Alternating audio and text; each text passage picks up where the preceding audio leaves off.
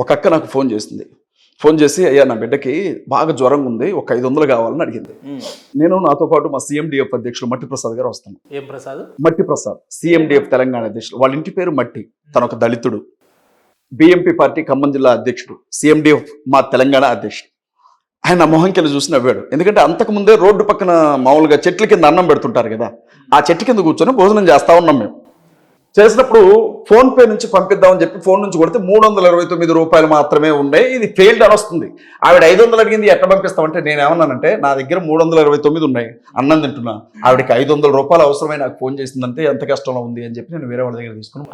ఆయన మీ ముఖం చూసి ఎందుకు నవ్వేం తెలుసా?